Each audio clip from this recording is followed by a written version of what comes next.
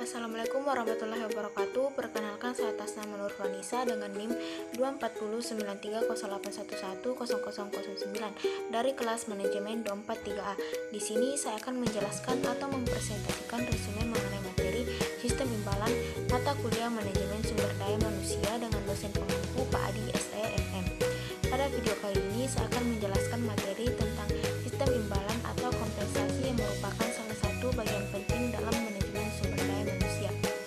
Sistem imbalan membahas bagaimana perusahaan memberikan penghargaan kepada karyawan atas kontribusi kerja mereka.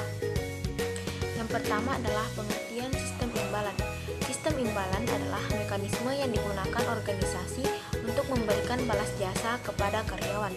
Imbalan ini bisa berupa pembayaran langsung seperti gaji, tunjangan, bonus, dan insentif. Selain itu, ada juga imbalan yang tidak langsung, misalnya fasilitas kesehatan, asuransi, atau program pensiun.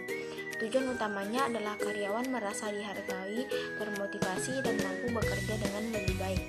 Kedua, tujuan sistem imbalan. Ada beberapa tujuan utama sistem imbalan, yaitu pertama, meningkatkan motivasi dan produktivitas karyawan. Kedua, mempertahankan karyawan yang berkualitas sehingga turnover bisa ditekan. Ketiga, meningkatkan kepuasan kerja karena karyawan merasa dihargai. Keempat, menciptakan lingkungan kerja yang harmonis dan adil. Kelima, memenuhi standar hukum dan ketentuan kontrak kerja. Tujuan ini menunjukkan bahwa imbalan bukan hanya soal uang, tetapi juga tentang bagaimana perusahaan menjaga hubungan baik dengan karyawan. Materi selanjutnya adalah jenis-jenis sistem imbalan. Beberapa jenis sistem imbalan yang umum digunakan adalah sistem upah menurut waktu, yaitu pembayaran berdasarkan lamanya seseorang bekerja seperti harian atau bulanan.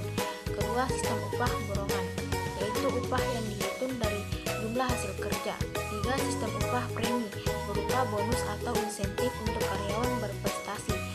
Keempat, sistem upah berkala, di mana upah dapat naik turun berdasarkan hasil penjualan. Kelima, sistem upah indeks, yaitu upah yang menyesuaikan inflasi atau biaya hidup.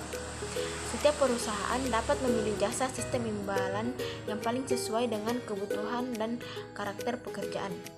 Materi selanjutnya adalah komponen sistem imbalan. Sistem imbalan tidak hanya terdiri dari gaji pokok, tetapi juga komponen lain seperti gaji dan upah dasar, tunjangan makan, transportasi atau keluarga, bonus dan insentif, asuransi dan program pensiun, fasilitas dan benefit tambahan, penghargaan dan pengakuan, program pengembangan karir, dan terakhir kompensasi non-moneter seperti lingkungan kerja yang nyaman. Dengan komponen yang lengkap, perusahaan dapat memberikan imbalan yang lebih adil dan menyeluruh. Selanjutnya adalah prinsip dalam sistem imbalan. Untuk memastikan sistem imbalan berjalan efektif, ada beberapa prinsip penting yang harus dijalankan. Pertama, keadilan. Imbalan harus sesuai kontribusi dan tanggung jawab. Kedua, kelayakan. Imbalan harus mencukupi kebutuhan dasar karyawan. Ketiga, efektivitas. Imbalan harus mampu meningkatkan motivasi dan produktivitas. Keempat, konsistensi. Aturan imbalan harus diterapkan secara merata. Kelima, transparansi. Karyawan harus memahami bagaimana imbalan dihitung. Prinsip ini membantu menciptakan sistem yang dipercaya dan diterima karyawan. Selanjutnya adalah implementasi sistem imbalan. Agar sistem imbalan berjalan dengan baik, ada beberapa langkah yang harus dilakukan oleh perusahaan, yaitu pertama, melakukan analisis jabatan untuk mengetahui tugas dan tanggung jawab setiap posisi. Kedua, menyusun struktur gaji sesuai tingkat jabatan. Ketiga, melakukan benchmarking agar gaji sesuai standar industri. Keempat, mengasosialisasikan sistem imbalan kepada karyawan. Kelima, melakukan monitoring dan evaluasi untuk memperbaiki sistem jika diperlukan.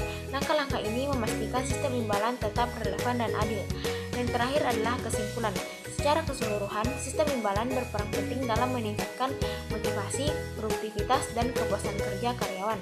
Dengan sistem yang adil, transparan, dan konsisten, perusahaan dapat mempertahankan karyawan terbaik, memperkuat reputasi, serta menciptakan lingkungan kerja yang positif dan harmonis.